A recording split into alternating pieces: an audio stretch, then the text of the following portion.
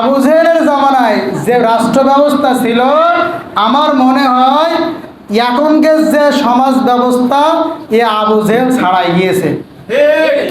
কারণ আবু জেহেলের জামানায় আয়না ঘর ছিল না, কিন্তু আমরা ডিজিটাল বাংলাদেশে আয়না ঘর দেখেছি, যেখানে হাজারো মানুষ, যেখানে গোলাম আজমের ছেলে ব্রিগেডিয়ার পর্যন্ত 8 বছর থেকেছে, তার স্ত্রী পর্যন্ত চলে গিয়েছে, জানেই না আমার এই স্বামী কোথায় আছে।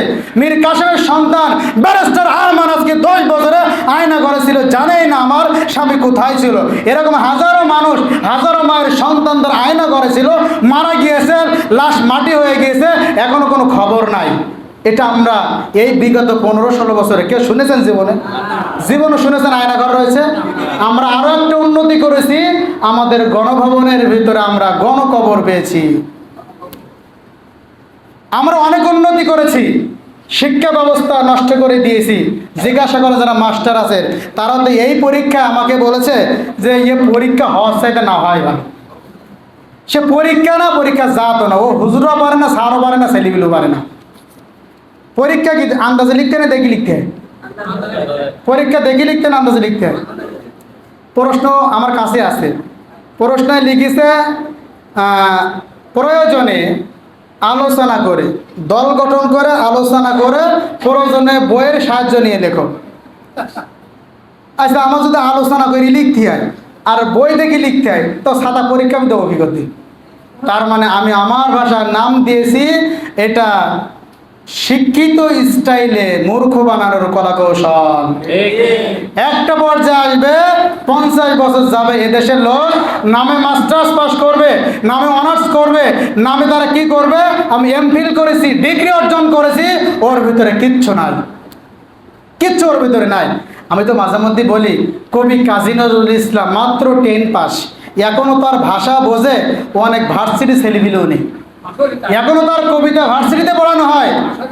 ওই সময়কার লেখাপড়া এখনো যারা ওই সময়কে মানুষের জিজ্ঞাসা করেন, ওরা 5 পাস আর এখনকার মাস্টার্স পাস।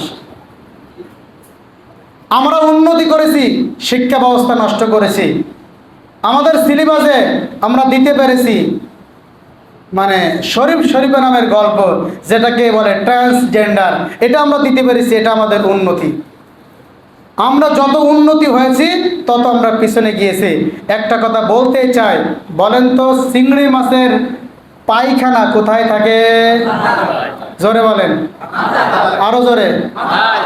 ও যত সামনে যায় কনে আসে? পিছনে আসে।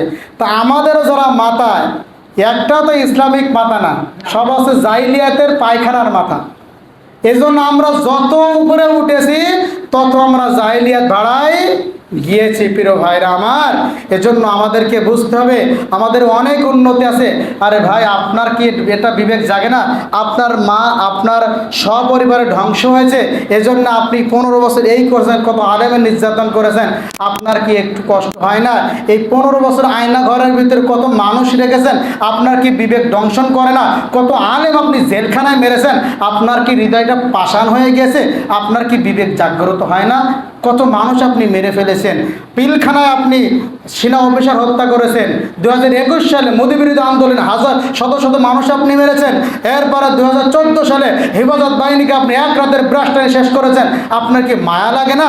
আমার মা চলে গেছে, আমার পরিবার শেষ হয়ে গেছে, আমার যদি হারানোর বেদনা তো এত কষ্ট হয়, তাহলে এই যে মানুষগুলোকে আমি রেখে দিয়েছি, এদের পরিবারটা কিভাবে আছে? আপনি তো মানুষ, আপনার তো বিবেক আছে, আপনার কোথায় গেছে বিবেকটা? কোথায় গেছে? কষ্ট হয়, কষ্ট হয়, বলতে খুবই কষ্ট হয়। ভাই, আলেমরা তো ক্ষমতা নেওয়ার জন্য রাজনীতি করে না, মানুষদেরকে জাহান্নাম থেকে বাঁচানোর জন্য রাজনীতি করে। শোনেন, আমরা যে জালেমদের বিরুদ্ধে যুগে যুগে কথা বলেছি, তার মানে এই নয় এখন কথা বন্ধ করে দেব। এখনো যারা মানুষের উপরে জুলুম করবে তাদের বিরুদ্ধে আমাদের কথা থাকবে। আলেমরা বলছে বলে যাবে, তাহলে আমাদেরকে ফিরতে হবে। এই আয়না ঘর ভালো জিনিস নয়। আয়না ঘর কত কষ্টের জায়গা, যারা এটা করেছে ওদেরকে আয়না ঘরে ঢোকানো দরকার। বুঝবে জ্বালাটা কি, বলছে খাবার দেওয়া গেল, বুঝবে হাগার বেলা। কত মানুষ, আপনি আশ্চর্য হবেন, এখানে কত মানুষ মারা গেছে, হাড়গোড় পর্যন্ত মাটি হয়ে গেছে। এজন্য আমাদের বিবেকটা পাথরের চাইতে কঠিন হয়ে গেছে।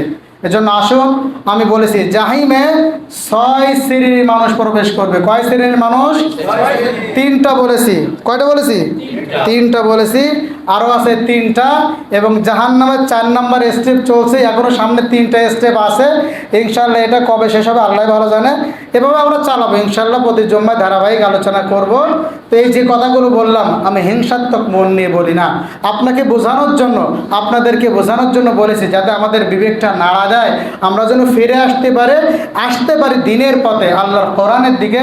সেজন্য বলেছি, দেখেন আমি ভোট করব না, আমি চেয়ারম্যানে দাঁড়াবো না, শুধু আপনাদেরকে ইসলামের পথে আনার জন্য এই কথাগুলো ইঙ্গিত করে বললাম বা ডাইরেক্ট বললাম, যাতে আমি আপনি ওই পথে পা না বাড়াই।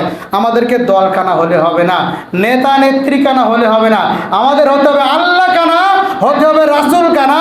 আমার আল্লাহ যেটা বলেছে, রাসূল যেটা বলেছে, আমার আল্লাহর ওপরে, আমার রাসূলের ওপরে যদি আমার কোনো নেতার কথা চলে যায়, আমার নেতা বাদ হয়ে যাবে। আমার আল্লাহর ওপরে কোনো দলের কথা গেলে ওই দলটাকে আমি তালাক দিতে 1 সেকেন্ড চিন্তা করব না। এইটা মনে করতে হবে আপনাকে। আসুন